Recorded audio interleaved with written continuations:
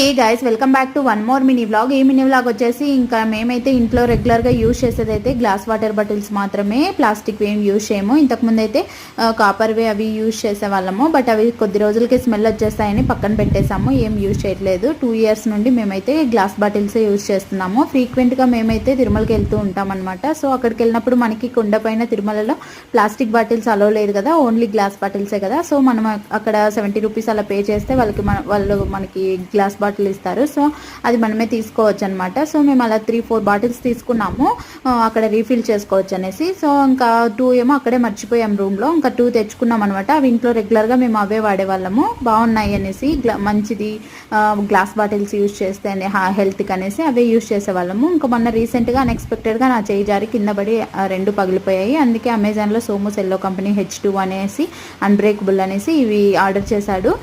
cost వచ్చేసి మనకి each bottle